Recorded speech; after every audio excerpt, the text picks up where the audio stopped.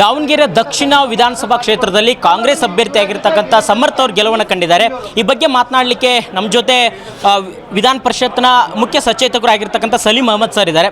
Sir, Davanagere ದಕ್ಷಿಣ ವಿಧಾನಸಭಾ ಕ್ಷೇತ್ರದ ತಮ್ಮ ಪಕ್ಷದ ಅಭ್ಯರ್ಥಿ ಗೆಲುವನ್ನು ಸಾಧಿಸಿದ್ದಾರೆ. First reaction sir?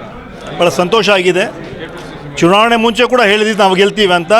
ಚುನಾವಣೆ ನಂತರ ಕೂಡ ಇದೇ ಪ್ರೆಸ್ ಕಾನ್ಫರೆನ್ಸ್ ಕರೆದ್ಬಿಟ್ಟು ಹೇಳಿದ್ದೀವಿ ನಾವು ಗೆಲ್ತೀವಿ. ಆದರೆ ಕೆಲವು ಓಟ್ ನಮಗೆ ಕಡಿಮೆ ಆಗಿದೆ, ಅದಕ್ಕೆ ವಿಶ್ಲೇಷಣೆ ನಾವು ಮಾಡ್ತೀವಿ. ಅದರದ್ದು ಗೆಲುವು ಖಚಿತ ಅಂತ ಹೇಳಿದೆ. ಶಾಮನೂರು ಶಿಕ್ಷಕರ 35 ವರ್ಷಗಳ ಸೇವೆ ಹಾಗೂ ನಮ್ಮ ಸರ್ಕಾರ ಸಾಧನೆ ಈ ನಮ್ಮ ಗೆಲುವಿಗೆ ಶ್ರೀರಕ್ಷೆ ಆಗಲಿ ಅಂತ ಮಾತನ್ನು ಕೂಡ ಹೇಳಿದೆ. ಅದೇ ರೀತಿ ಇವತ್ತು ನಾವು ಗೆದ್ದಿದ್ದೀವಿ. ಬಾಗಲಕೋಟೆ ಸುಮಾರು 27,000 ಲೀಡರ್ ಗೆದ್ದಿದ್ದೀವಿ. ದಾವಣಗೆರೆ ಇನ್ನೂ ಹೆಚ್ಚು ಲೀಡರ್ ಗೆಲ್ಲಬೇಕಾಯಿತು.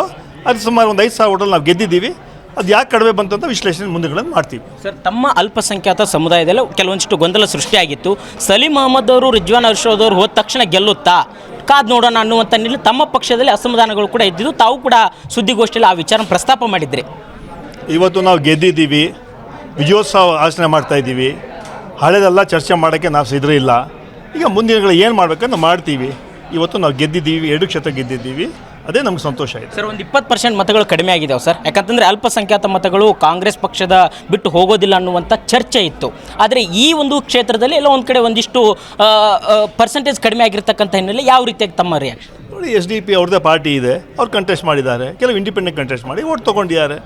ಅಷ್ಟು ಓಟ್ ಹೆಂಗಾಯ್ತು ಅಂತ ವಿಶ್ಲೇಷಣೆ ಮಾಡ್ತೀವಿ ನಾವು. ಸರ್, ಪಕ್ಷದಲ್ಲಿ ಕೆಲವೊಂದಿಷ್ಟು ಕ್ರಮಗಳಾಗಿದ್ದಾವೆ, ಅದು ಕ್ರಮಗಳನ್ನ ವಾಪಸ್ ತೆಗೆದುಕೊಳ್ತಾರೆ ಅಥವಾ ಇನ್ನೂ ಏನು ಯಾವ ರೀತಿ ಹೈಕಮಾಂಡ್ ನಾಯಕರಿಗೆ ತಮ್ಮ ಒಂದು ಅಭಿಪ್ರಾಯ ತಿಳಿಸ್ತೀರಿ ಅನ್ನುವಂಥ? ನಾನು ಹೇಳಿದೆ, ಇವತ್ತು ಗೆದ್ದಿದ್ದೀವಿ, ಸಂತೋಷದಲ್ಲಿದ್ದೀವಿ. ಆ ಸಂತೋಷನ ನಾವು ಹಂಚ್ಕೊಳ್ತೀವಿ. ಮುಂದಿನಗಳಿಗೆ ಏನು ಹೇಳ್ಬೇಕು ಹೇಳ್ತೀವಿ. ಇದಿಷ್ಟು ಸಲೀಂ ಅಹಮದ್ ಅವರ ಮಾತಾಗಿತ್ತು. ಕ್ಯಾಮ್ರಾ ಪರ್ಸನ್ ರಾಜ್ ಜೊತೆ ಬಸವರಾಜ್ ಯುಗ, ರಾಜ್ ನ್ಯೂಸ್, ಬೆಂಗಳೂರು.